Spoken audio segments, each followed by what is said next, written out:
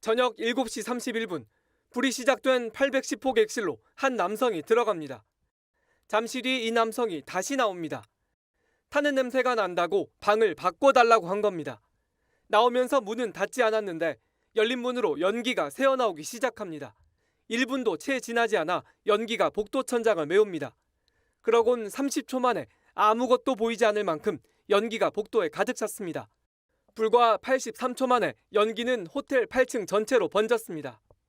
발화실에 문을 열고 나왔고 그 연기가 급격하게 확산이 됐습니다. 그래서 창문이 좀 일반 무슨 아파트나 이런 것보다는 훨씬 작은 거여서 배연이 안 되고 부검 결과 에어매트로 뛰어내려 숨진 2명을 뺀 사망자 5명은 일산화탄소 중독으로 사망한 것 같다는 국과수 1차 소견이 나왔습니다.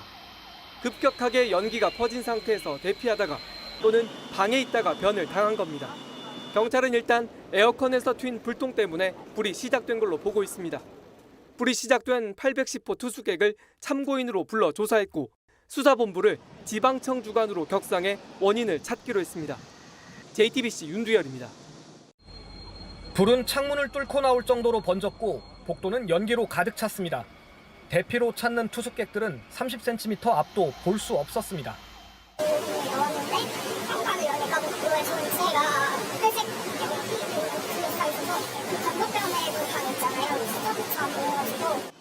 건물 안에서 발견된 사망자들은 모두 연기에 질식했습니다.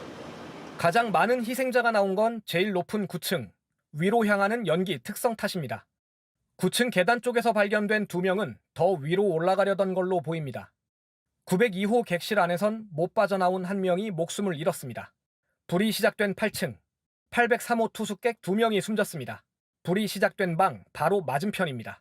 8층 반대편 끝방에 있던 2명은 창문으로 탈출을 시도했습니다. 에어매트로 몸을 던졌지만 숨졌습니다. 사망한 7명 모두 8층과 9층에 고립됐다 희생됐습니다. 크고 작은 부상을 입은 12명 가운데 8명도 이곳에서 구조됐습니다. 반면 화장실에 몸을 피해 구조된 사례도 있었고 화재 초기 일부는 승강기를 타고 탈출했습니다. 엘리베이터가 바로 9층에 도착해서 타고 바로 내려온 거예요. 간발의 차이로 삶과 죽음은 갈렸습니다. JTBC 오원석입니다. 높은 건물에서 불이 났을 때는 대피하다가 연기를 들이마셔서 숨지는 경우가 적지 않습니다. 그러면 어떻게 해야 하는 건지 이승환 기자가 짚어드리겠습니다. 거센 불길이 아파트 베란다 밖으로 뿜어져 나옵니다.